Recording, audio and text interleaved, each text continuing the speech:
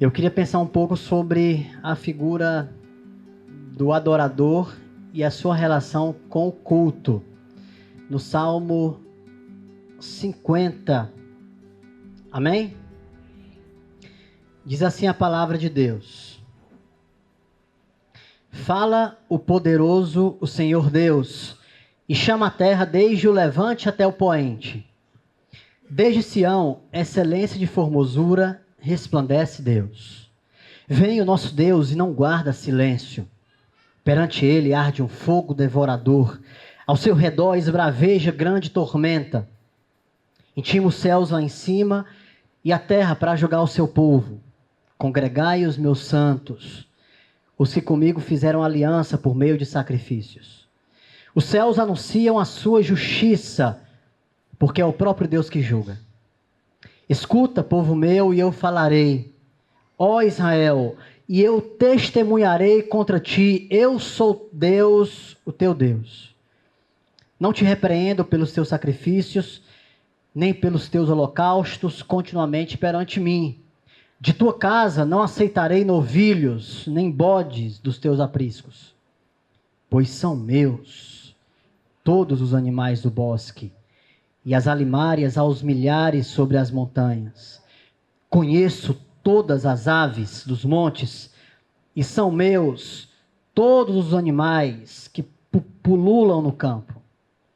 Se eu tivesse fome, não te diria, pois o mundo é meu e quanto nele se contém. Acaso como eu carne de touros, ou bebo sangue de cabritos? Oferece a Deus sacrifícios de ações de graças e cumpre os teus votos para com o Altíssimo. Invoca-me no dia da angústia, eu te livrarei e tu me glorificarás. Mas ao ímpio diz Deus: de que te serve repetires os meus preceitos e teres nos lábios a minha aliança, uma vez que aborreces a disciplina e rejeitas a minha palavra? Se vês um ladrão, tu te comprases nele, e aos adúlteros te associas. Soltas a boca para o mal e a tua língua trama enganos. Sentas-te para falar contra teu irmão e difamas o filho de tua mãe. Tem feito essas coisas e eu me calei.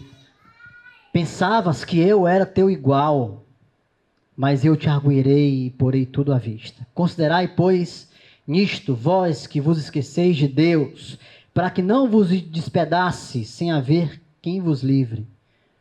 O que me oferece sacrifício de ações de graças, esse me glorificará. E ao que prepara o seu caminho, dar-lhe-ei que veja a salvação de Deus. Vamos orar? Senhor Deus, nós queremos te agradecer por este culto, pelas canções que alçamos aqui ao Senhor, pelas orações, pela celebração que tivemos até aqui, a gratidão do nosso coração em ver mais um EBF sendo concluído, irmãos servindo e crianças ouvindo o Evangelho. Nós somos gratos pelo culto, Senhor. Que significativo é estar aqui, que nós possamos adorar e cultuar sempre como convém, de modo que o teu nome seja magnificado, adorado, bendito, celebrado no meio do teu povo. Essa é a tua palavra aberta diante de nós. Esse é o teu povo diante dela. Fala conosco, que eu possa falar com simplicidade, clareza, autoridade no Senhor, para que o teu nome seja exaltado e a tua igreja seja edificada. Essa é a nossa oração e a fazemos em nome de Jesus. Amém. Será que a gente consegue projetar? De meados do século XVII, é um quadro chamado A Adoração dos Pastores, de um holandês chamado Rembrandt. E, na verdade, esse quadro, depois você pode pesquisar, inclusive, no Google, você vai achar lá o quadro. É uma das minhas ilustrações preferidas a respeito da natividade, do nascimento de Jesus.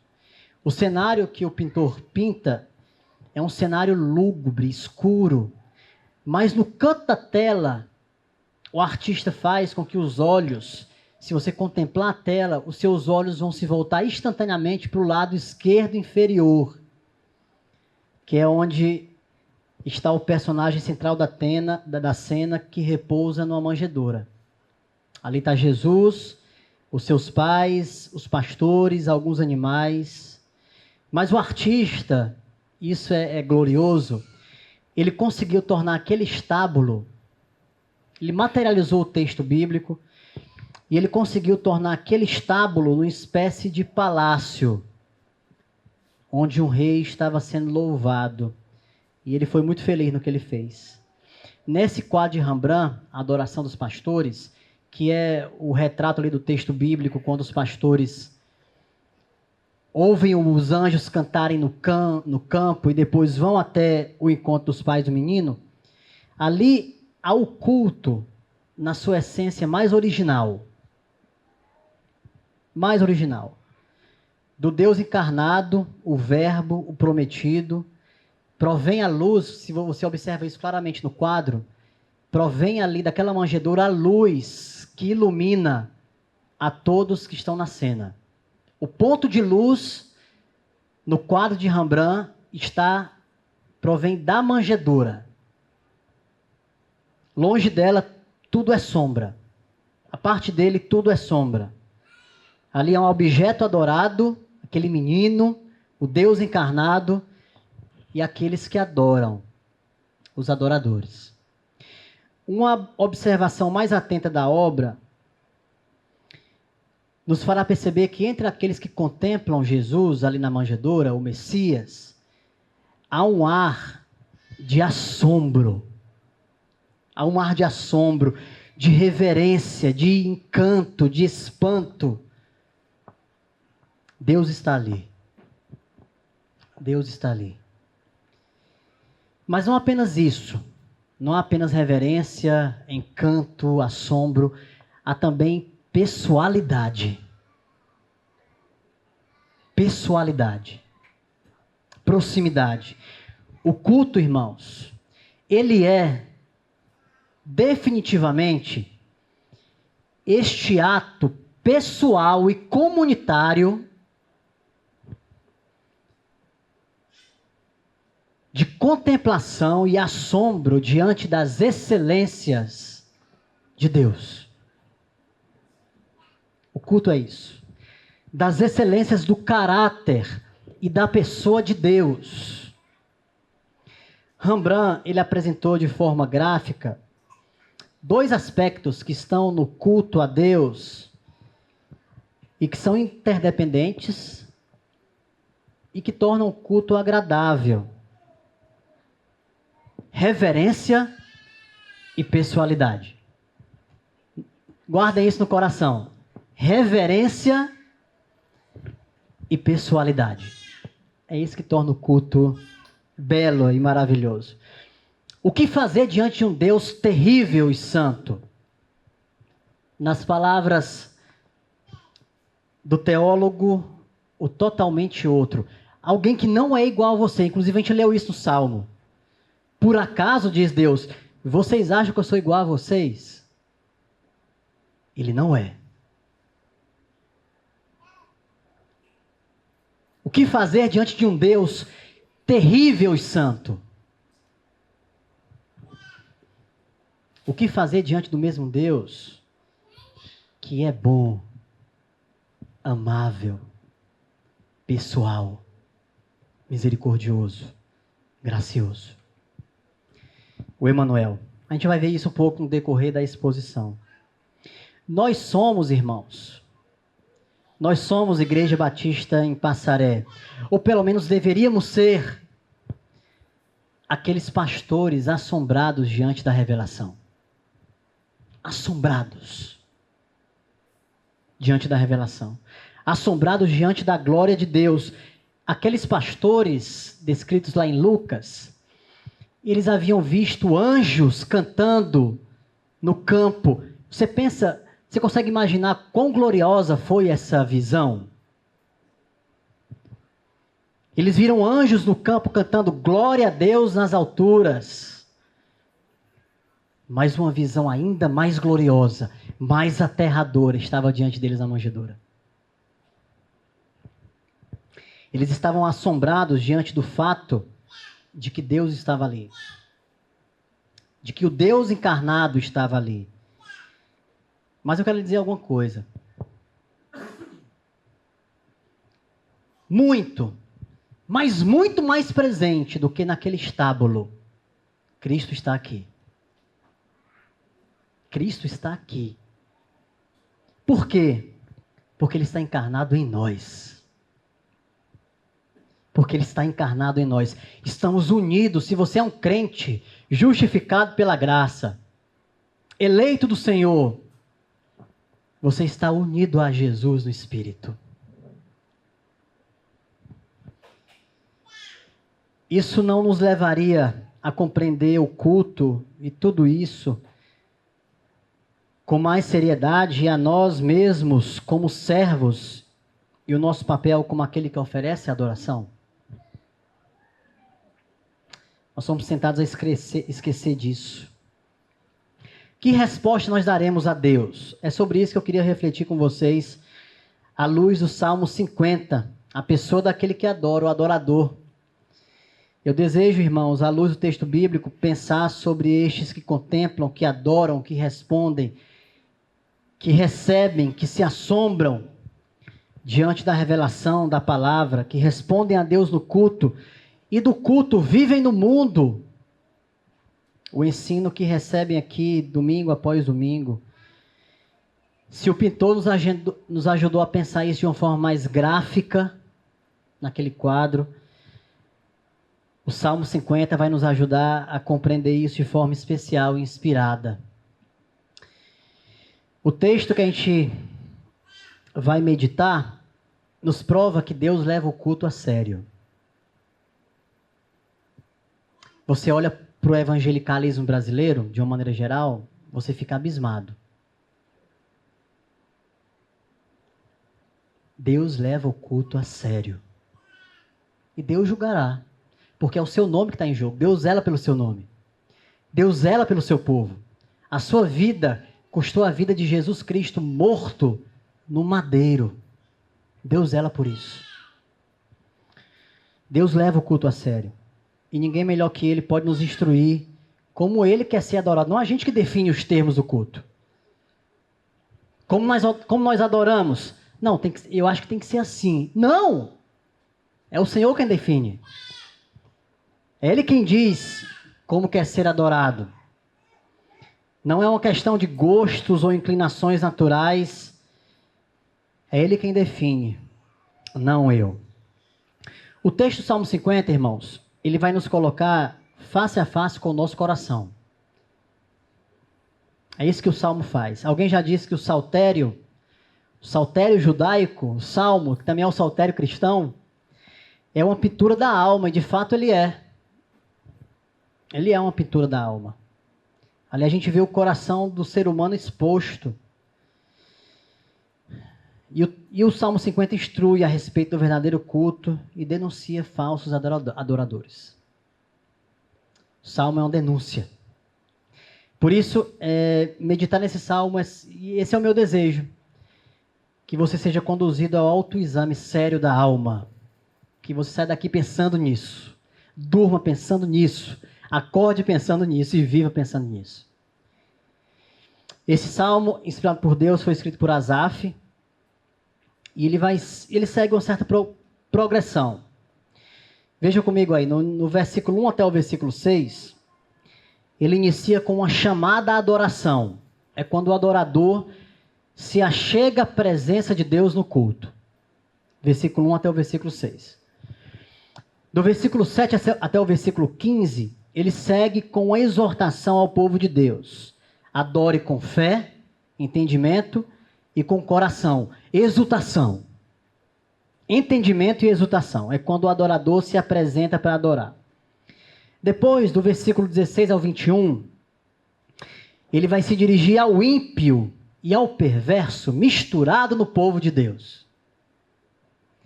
É quando o adorador se preocupa com a coerência entre o culto na presença de Deus no templo e a sua vida no resto da semana, lá fora.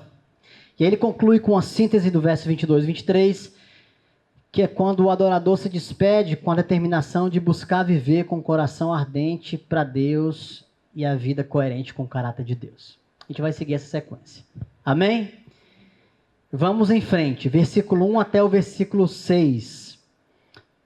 Primeiro, o adorador cultua com um espírito reverente. O adorador cultua com um espírito reverente. Deixa eu ler de novo aqui. Fala o poderoso Senhor Deus e chama a terra desde o oriente até o ocidente.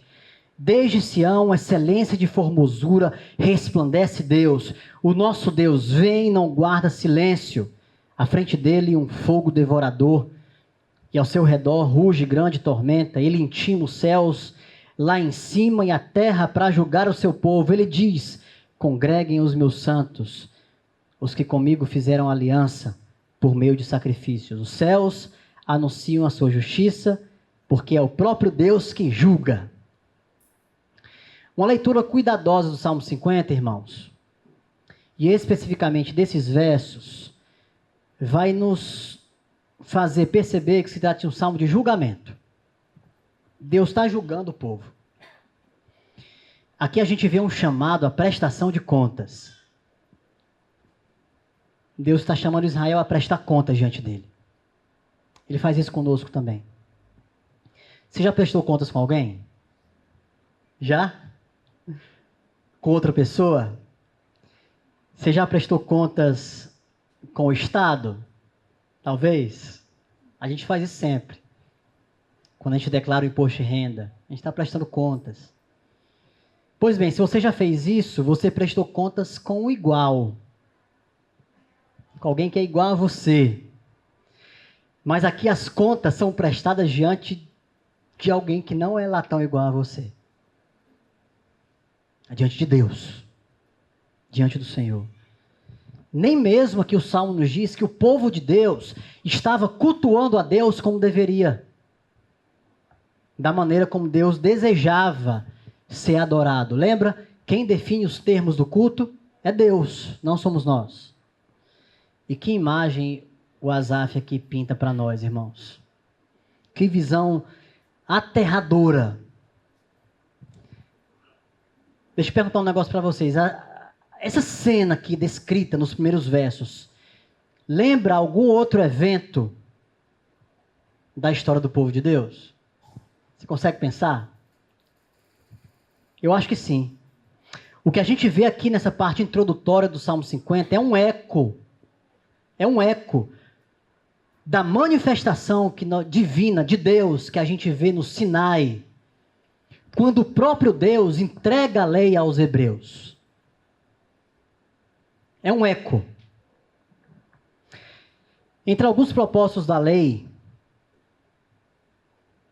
talvez o mais significativo seria estampar o caráter santo de Deus no seu povo. Por que Deus deu os 10 mandamentos, a lei moral, aos hebreus e queria que eles obedecessem? Porque por meio da obediência, o caráter santo de Deus seria cravado nos hebreus, de modo que aquele povo eleito, escolhido, pudesse ser uma luz do mundo. Eles seriam um povo de Deus. A lei deveria causar assombro em Israel diante da santidade de Deus. Não foi por acaso, irmãos, que os eventos ali da doação da lei foi tão aterrorizante no Sinai. Se você fosse um hebreu naquele dia, você teria tremido. Eu teria. Você já viu um monte fumegar, tremer? Enquanto Moisés estava lá, face a face com Deus, recebendo a lei. Deus se manifestou chamando Moisés e o povo em meio a trovões, raios, sons de trombeta, nuvens espessas. Irmãos, foi terrível. Você não olhou aquela cena, se você fosse um hebreu, com o coração compungido. Você olharia com terror. Deus estava falando. tudo para destacar a presença de Deus. A presença de Deus. Israel, os hebreus deveriam, a gente sabe que não foi bem assim, e os hebreus são um retrato da gente mesmo, a gente não fica caxingando, como diz o cearense, né?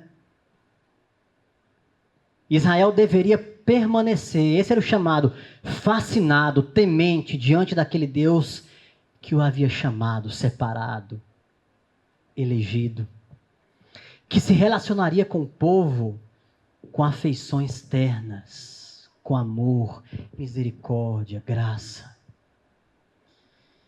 E isso demandaria do povo fidelidade e exclusividade a Deus. A mesma cena, quase que a mesma cena é pintada por Asaf aqui. Os versículos 1 a 6 são um eco dessa visão aterradora. Há uma associação sendo feita aqui. Da mesma forma que o Senhor intentou incutir esse assombro no povo lá no Sinai, Ele está fazendo aqui no ato solene do culto. Vocês entendem porque a nossa reunião dominical vir aqui sempre de forma didática, é uma repetição, ela não pode ser trivial. A gente não pode entender o culto como mais um apêndice na minha agenda. Você está vendo como Deus considera importante o fato dos seus filhos, a quem Ele salvou, estarem aqui cultuando e ouvindo a Ele na palavra? Deus requer reverência, irmãos. Deus requer reverência. Deus requer isso dos seus adoradores. Porque o texto apresenta 3 motivos. Vocês estão comigo aqui ainda? Reverência primeiro, versículos 1 e 2. Reverência diante de quem Ele é. Pelo fato de Ele ser Deus. Estamos diante da santa pessoa de Deus. O texto começa, fala o poderoso, o Senhor Deus, e chama a terra desde o Oriente até o Ocidente, desde Sião, excelência e formosura, resplandece Deus. Resplandece Deus. O Salmo inicia, meus queridos, de um modo impressionante, citando 3 nomes de Deus. Ele é poderoso, Ele é Senhor, Ele é Deus. Ele é poderoso, Ele é Senhor, Ele é Deus, na verdade, o único Deus verdadeiro. E por isso, o único no universo que é digno de receber adoração. Nessa confusão que a gente vê no evangelicalismo, onde elementos vão tomando o lugar de Deus no culto, o Salmo está dizendo, só há um que é digno de adoração, Senhor. Cada elemento do culto, desde o início até o final, deve fazer com que os olhos se voltem para o único que é digno de receber adoração. Por isso que no culto a Deus não tem lugar para personalismo, para adição de elementos que a gente torne o ambiente um pouco mais inclinado à adoração. Eu tenho que criar um ambiente de adoração. Eu tenho que fazer alguma coisa no piano e colocar um pad para ele ficar lá numa nota. E aí os irmãos vão entrando em sintonia. São elementos que, por muitas vezes, tiram os nossos olhos da centralidade da pessoa de Deus no culto. Talvez você olhe tudo isso, reverência, e talvez diga assim, Jonathan, esse assunto de reverência diante de quem Deus é um assunto da velha aliança.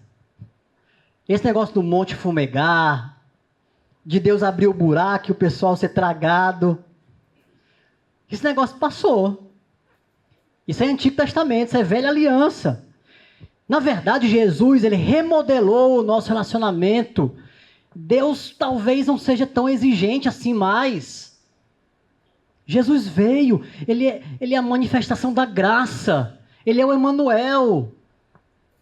A gente vive no momento, do lado de cada revelação. Deus não é tão mais exigente assim em relação à reverência, à sua santidade. Bem, Primeiro, eu devo lembrar-lhe que Deus é imutável. Primeira lembrança que eu trago. Deus é imutável. Segundo, ao contrário do que possa parecer, Cristo torna algumas demandas da velha aliança ainda mais profundas. Basta você ler o Sermão do Monte. Como Cristo interpreta corretamente a lei, e ele aprofunda ainda mais. Se na velha aliança eu via o monte fumegante, os trovões, os raios, tudo isso de longe, lá do arraial, porque eu não podia me aproximar do santo Deus, senão eu seria fulminado. Em Cristo, agora unido a Ele, Ele me leva para cima do monte. Vocês percebem o que Cristo faz conosco? Se na velha aliança eu apenas ouvia o sumo sacerdote entrar no Santo dos Santos com a corda amarrada na cintura, com um chocalho, caso ele tombasse lá dentro, ele seria puxado, porque eu não poderia entrar no Santo dos Santos. Cristo, unido a Ele, eu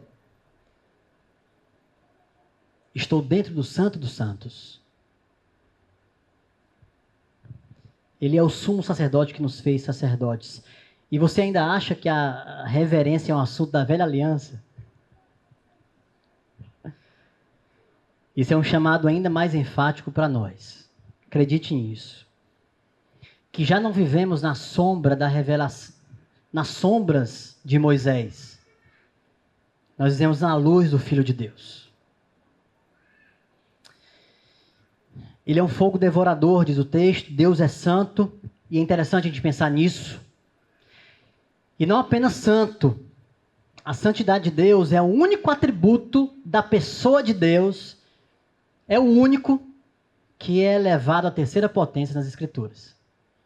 Você não vai ouvir na palavra dizendo que Deus é justo, justo, justo. Nem que Deus é bom, bom, bom. Nem que Deus é misericordioso, misericordioso, misericordioso. Mas você vai ouvir os anjos cantando lá em Isaías capítulo 6, com a face coberta, dizendo que Ele é santo, santo, santo. Santo, santo, santo. Esse é o chamamento de Davi, por exemplo, no Salmo 29, irmãos. Deem ao Senhor a glória devida ao seu nome, adorem o Senhor na beleza da sua santidade. Deixa eu compartilhar aqui, nesse primeiro ponto ainda, um pensamento do teólogo da Nova Inglaterra, meu xará Jonathan Edwards, lá no século XVIII. Edwards foi o teólogo cristão que mais associou a beleza à santidade de Deus. A gente tem um teólogo que a gente ama muito, e que talvez você já tenha lido livros dele, o John Piper, aquele Plena Satisfação em Deus. A teologia de Piper se fundamenta aqui no pensamento de Edwards.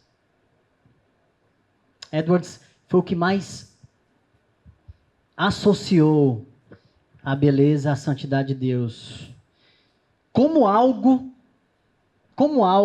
que parece ser terrível e aterrador. A gente está diante de um Deus que é santo. Pode ser belo, pode ser bonito. Edwards entendia que o que distingue o regenerado do irregenerado, do salvo do não salvo, é que o primeiro, o regenerado, o salvo, vê a beleza da santidade. O segundo, o irregenerado, vê apenas a santidade de Deus. E um dia todo olho verá. A gente viu agora a balbúrdia nas Olimpíadas. Um dia todo olho verá e se prostrará diante de quem Deus é.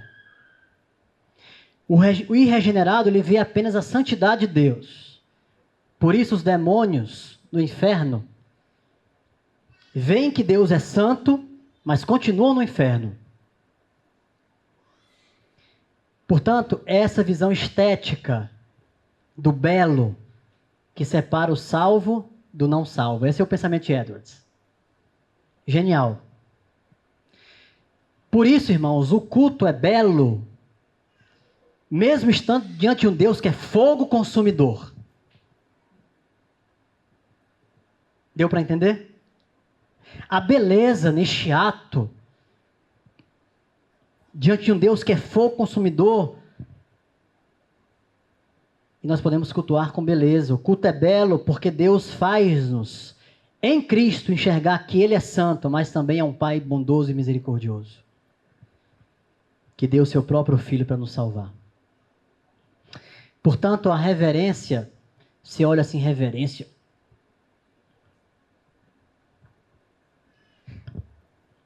ela não é insípida. Ela tem o sabor da comunhão com Deus. Você já provou isso?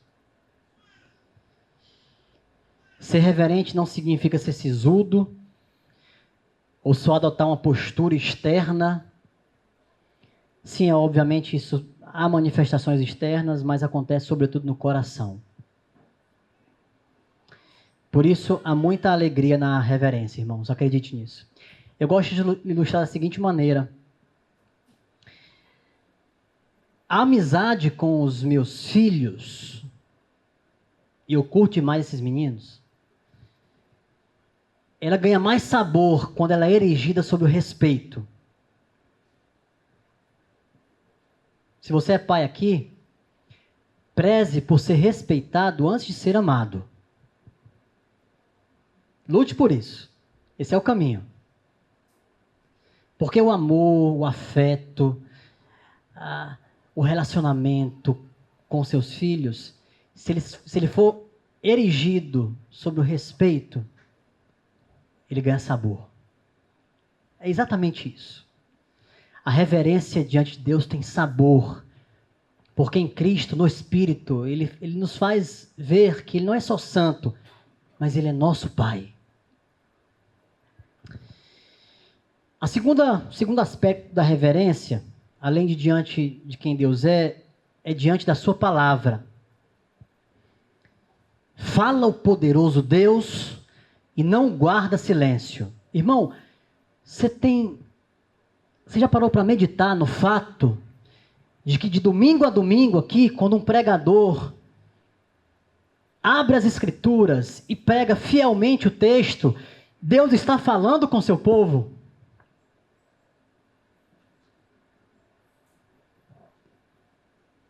Dentro do progresso da revelação,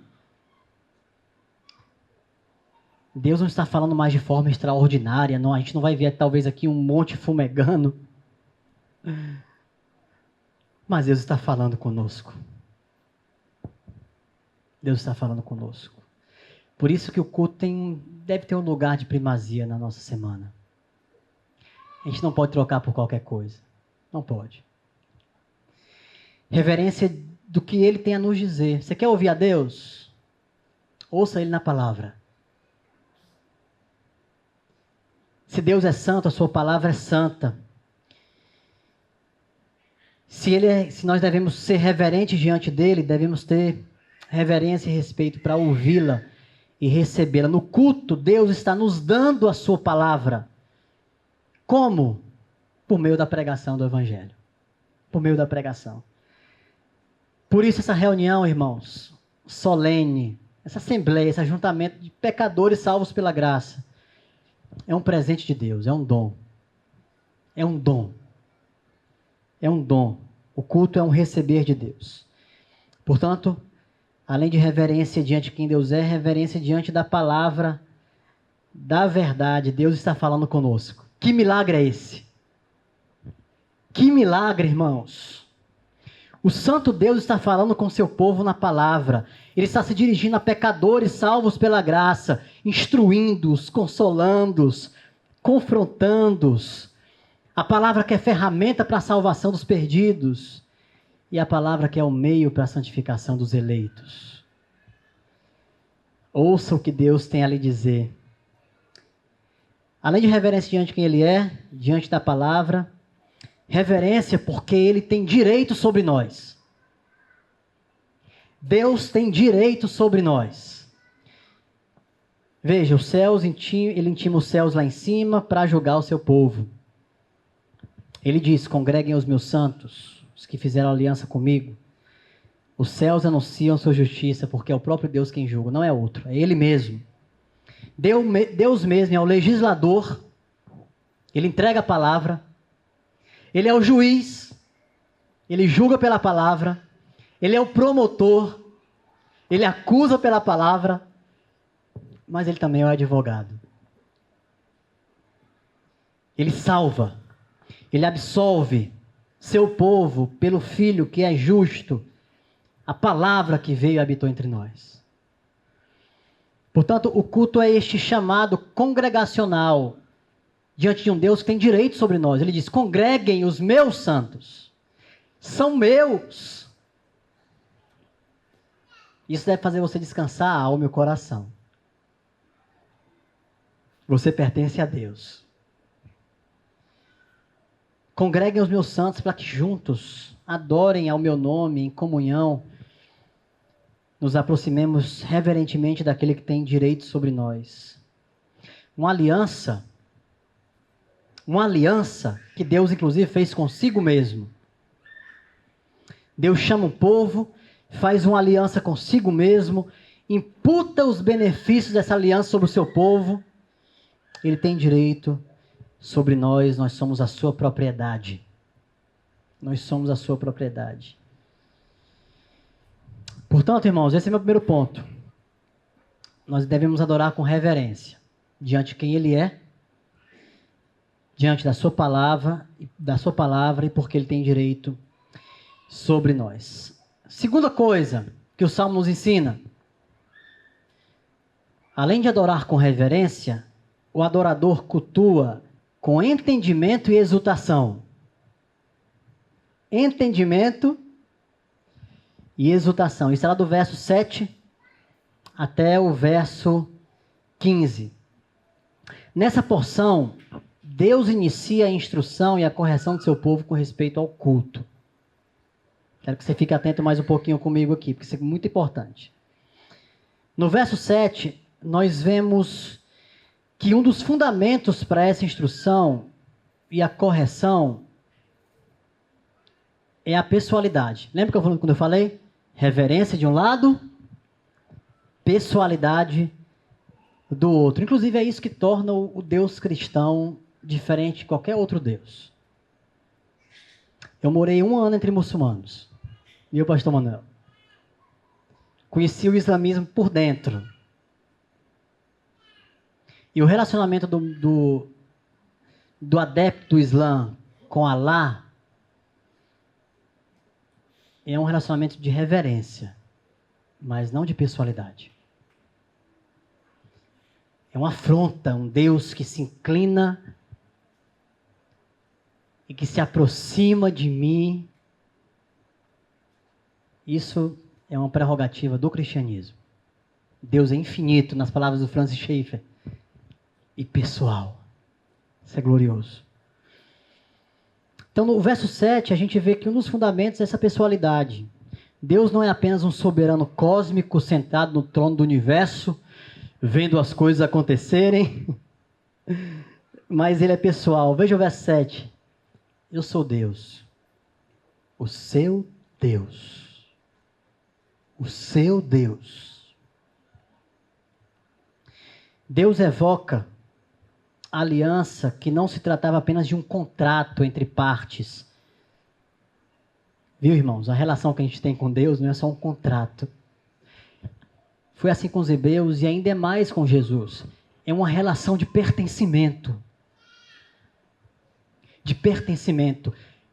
Nós somos dele, ele é nosso. Ele é o nosso Deus, o nosso Senhor, o nosso Pai. Por isso ele está repreendendo o povo que ama. Não é isso que o pai tem que fazer? A disciplina não é um exemplo de amor. Deus está repreendendo porque ama aquele povo. Nos ama. E essa repreensão tem um porquê. Porque cultuar corretamente a Deus é cumprir a nossa vocação, irmãos. É cumprir a nossa vocação. E cumprir a nossa vocação nos abençoa. Você pode parar para pensar e talvez, meu Deus, por que o Senhor quer tanto que a gente adore o Senhor? Por que o Senhor quer tanto que a gente glorifique o Senhor? O Senhor é um egocêntrico. Sentado no trono do universo, adorem a mim. Bem, primeiro, Ele é Deus e é o único digno de adoração. Mas sabe por que Deus faz tanta questão que a gente glorifique o seu nome? Cultue a Ele, adore a Ele. Porque adorar a Ele é a nossa vocação. E quando a gente cumpre a nossa vocação, nós somos bem-aventurados. Por isso que Deus faz tanta questão. Porque Ele nos ama. Ele nos ama. Deus está chamando o seu povo aqui para cultuar com entendimento e exultação. Não de forma mecânica, não de forma trivial, não de forma apressada, mas intencionalmente, com o coração ardente, exultante. Talvez o seu coração esfriou no que tange ao culto público. Virou só mais uma reunião. Talvez você venha aqui como você vai ao cinema.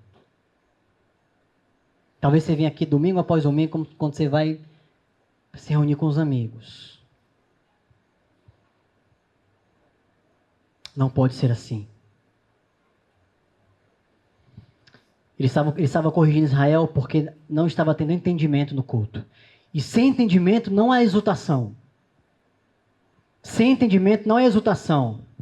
A propósito, irmãos, Deus nem precisa do nosso culto. Deus não vive à base de cânticos nem de orações.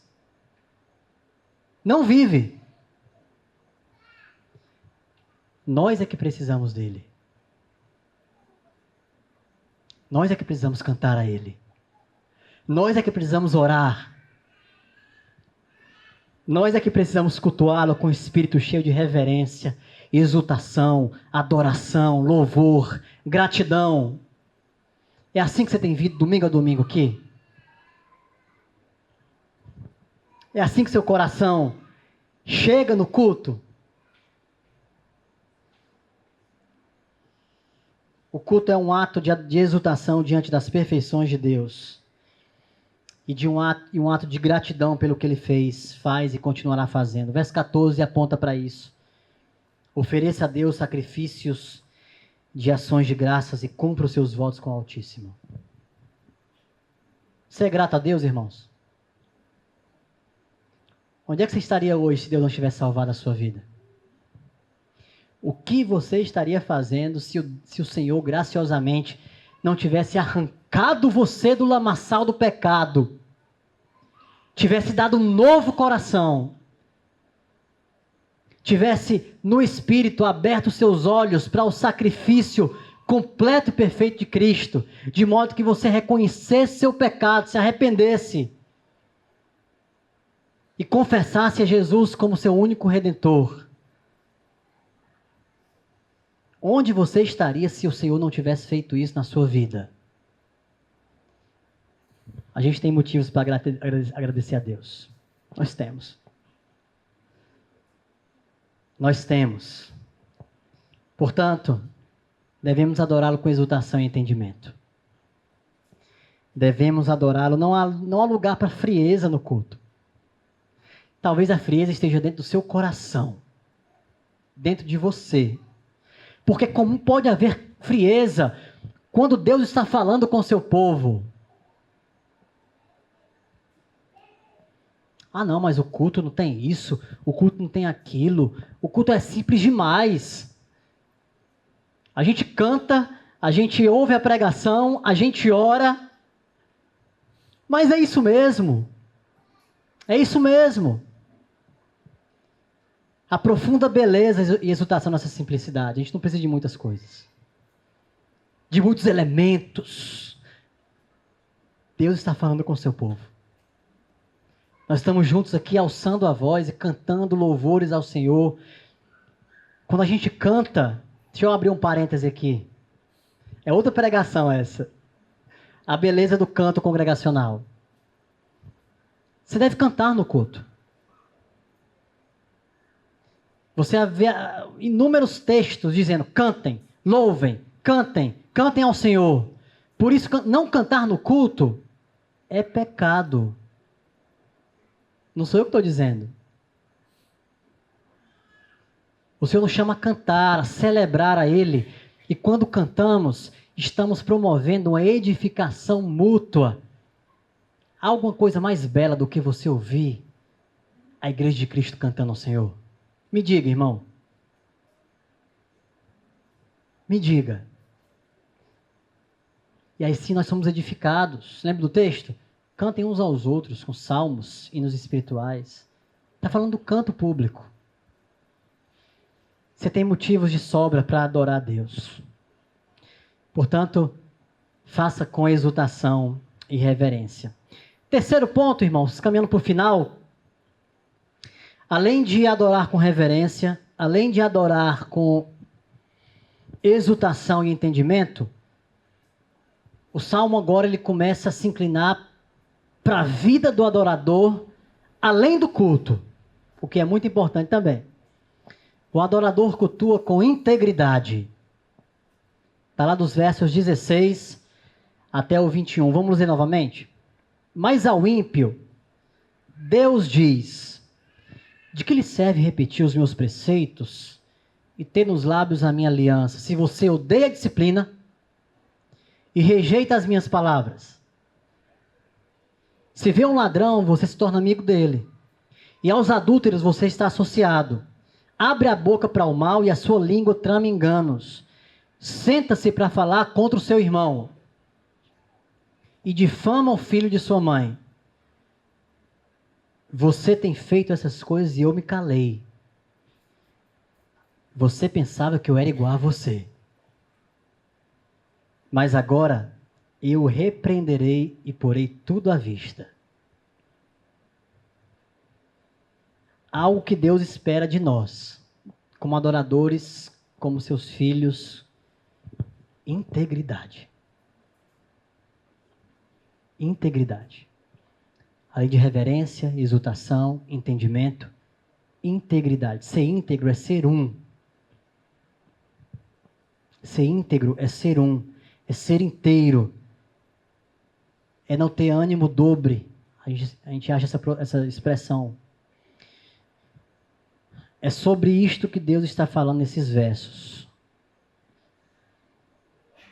O adorador é chamado para se aproximar de Deus com inteireza de coração. Por isso que uma palavra como essa deve nos levar ao autoexame. Eu estou inteiro diante de Deus. A gente acabou de ler os versos aqui. Deus está denunciando o povo que o adorava, mas a sua prática não estava condizente, coerente com o que ele estava proclamando. Deus está falando: a mera participação no culto não substitui o culto na vida. No culto, uma beleza de crente. Fora daqui, outra pessoa. Vive, pensa, age como um descrente. O Salmo está gritando aqui para a gente: seja um. Seja um. Seja íntegro. Deus se alegra com isso. No culto, Asaf está nos ensinando que o adorador se preocupa com a vida coerente diante de Deus. Deus leva isso a sério, irmãos. Com essa multidão que enche os templos por aí, para adorar de olhos fechados, e mãos levantadas nos domingos, como essa multidão precisa ouvir essas palavras de Asaf?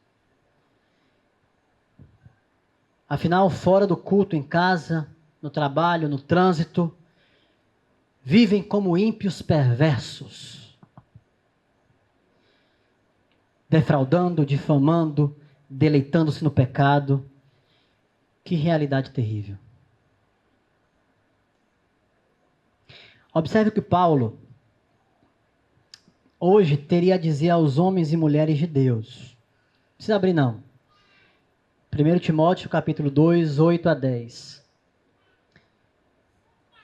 Eu quero, portanto, que em todo lugar de culto os homens orem com mãos santas levantadas, livres de ira e de controvérsias. Da mesma forma, quero que as mulheres tenham discrição em sua aparência, que usem roupas decentes e apropriadas, sem chamar a atenção pela maneira como arrumam o cabelo, ou por usarem ouro, pérolas ou roupas caras, pois as mulheres que afirmam ser devotas a Deus devem se embelezar com as boas obras que praticam.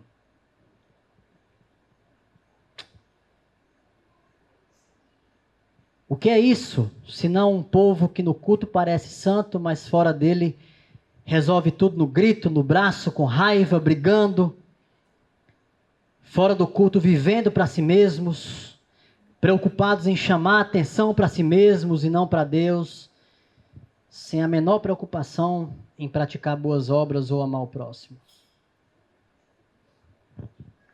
Portanto, no culto, o adorador deve se preocupar com a vida coerente diante de Deus. Integridade. Reverência, exultação, entendimento e integridade. E por último, irmãos, fechando os versos 22 e 23, eu penso que Asaf conclui falando sobre o resultado do culto para o adorador. Considerem, pois, nisto, vocês que se esquecem de Deus, para que eu não os despedace, sem haver quem os livre. Não há como escapar da mão de Deus. Aquele que me oferece sacrifício de ação de graças, esse me glorificará. E ao que prepara o seu caminho, farei com que veja a salvação de Deus. Que presente Deus nos dá. Que presente Deus dá aos seus filhos quando o adoram com reverência, exultação, entendimento e integridade. Eu farei com que vocês vejam a minha salvação. O Salmo termina de uma maneira muito bonita e perscrutadora. Se até agora a gente leu os versos anteriores e a gente ficou respirando fundo, é a forma como eu me sinto lendo esse salmo, ouvindo Deus me dizer: Jonathan, eu não sou como você. O salmo termina de uma maneira encorajadora. É assim que Deus é assim que Deus faz. Um chamado para reconstruir o altar de adoração a Deus, no coração, no culto e na vida. É assim que Deus termina o salmo. Está nos chamando para, talvez diante de um autoexame, você olhou tudo isso e falou: olha, eu estou muito distante disso. Deixa eu falar um negócio para você. Essa conclusão não é possível sem a obra do Espírito. O ímpio jamais concluirá o quão distante está de Deus, porque ele está cego diante da sua situação. Mas se você olhou para tudo isso e falou: olha, eu estou muito distante desse padrão, creia que é o Espírito abrindo seus olhos. Há um chamado para reconstruir o altar de adoração a Deus no coração. Considerem. Meu amado, se Deus é por nós, quem será contra nós? Romanos 8:31. Mas da mesma forma, se Deus é contra nós, quem haverá que nos livre? Você pode enganar seus pares, mas nunca enganará a Deus. Reconstrua esse altar no seu coração. Faça isso hoje. Ao despedir-se do culto, o adorador sai decidido no poder do Espírito a manter o coração exultante e a vida consagrada a Deus. É o corandel que o pastor Manuel falou aqui, a vida diante de Deus. reverência, exultação, entendimento, integridade. Sob as lentes do Salmo, é isso que Deus requer de nós como adoradores. É isso que o Senhor requer daqueles que se reúnem para adorá-lo no culto e na vida.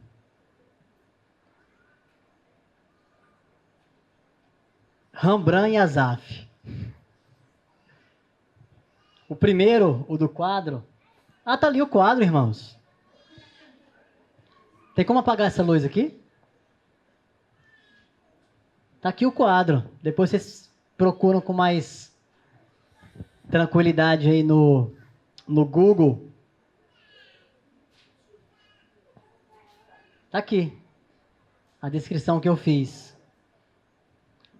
O quadro do Rembrandt, tudo é sombra. Lembram? E o ponto de luz, a fonte da luz, está no canto inferior esquerdo, que é onde está a manjedoura. E eu falei no início que aqui a gente tem o culto na sua essência mais pura. Há um objeto adorado e os adoradores que estão ali assombrados, reverentes, diante de quem Deus é. Rembrandt de um lado, o artista, e Asaf, o salmista, do outro. O primeiro é quase que um relance da graça comum, vista na arte, e talvez até de forma não intencional. O segundo aqui no Salmo, na revelação especial de Deus, nas Escrituras. Ambos nos convidam. O primeiro de uma maneira comum, as Escrituras de uma maneira especial e mais penetrante. Esse texto deve nos atravessar. E a palavra que nos atinge, nos desperta, nos toma, nos fere e nos cura. Algumas aplicações finais. O Salmo 50, irmãos, ele é um retrato da obra maravilhosa de Jesus Cristo. Sim, Jesus está nos Salmos. Inclusive ele fala isso. Vocês lembram daquele episódio onde ele está caminhando com os discípulos em Emaús? Eles estão cegos, Jesus está do lado deles. E Jesus fala, olha, vocês não lembram do que vocês leram nos profetas e nos salmos? Estava falando sobre mim. Então o Salmo 50 é um retrato dessa obra maravilhosa de Jesus Cristo. Foi Jesus quem definiu corretamente a nossa relação com Deus. Foi Ele quem nos reconciliou, nos reconectou. Mais do que ritos religiosos e frios, ou manifestações externas desconexas, Cristo nos apresenta um relacionamento que alcança o coração e a vida. Uma relação cheia de assombro e pessoalidade. Cheia de alegria reverente e temor servil. A segunda coisa é para você que talvez já seja um crente, um cristão, já seja povo de Deus. Você deve se autoexaminar aqui, irmão. Essas características destacadas por Asaf estão presentes na sua conduta? Na sua vida? Reverência, exultação, entendimento, integridade. Estão presentes na sua conduta como adorador de Deus? É dessa forma que você compreende o seu papel no culto e na vida? É uma pergunta. Você deve se fazer. A terceira é para você que talvez esteja aqui, e eu não sei se está sendo transmitido. Vai ser gravado, né ou não? E talvez escute depois essa mensagem. Você já está unido a Jesus Cristo? Você já é um adorador do Senhor, do único Deus verdadeiro? Ele é o seu Deus. Porque sem Cristo não há salvação. A parte de Cristo não é possível adorar a Deus. Ah, não, mas o índio lá no Alto Amazonas, lá na tribo indígena, ele nunca teve acesso ao Evangelho, mas ele está adorando a natureza, e Deus considera isso como adoração. Não, não considera. Se não há salvação a parte de Jesus Cristo, não há adoração verdadeira a Deus a parte de Jesus. Sem Cristo não há culto. Sem Cristo não pode haver culto a Deus. Sem Cristo só há condenação e desespero. Sem Cristo só há morte. Só há separação. Sem Cristo só lhe restará beber o cálice da ira de Deus sobre o pecado e o pecador. Portanto, se você me escuta aqui, confie em Cristo para a sua salvação. Confie em Cristo para a sua salvação. Que o Senhor nos abençoe, irmãos. Guarde esse salmo no coração, considere ele. E que essa igreja seja reconhecida, viu, pastor Manuel, pastor David, como uma igreja que adora a Deus. Verdadeiramente, uma comunidade de crentes que amam a Jesus, que cultuam a Deus, que se reúnem aqui, que amam estar juntos, que não trocam o seu culto pelo jogo do seu time favorito, mas que amam o Senhor sobre tudo. Permite-me orar aqui. Vamos orar.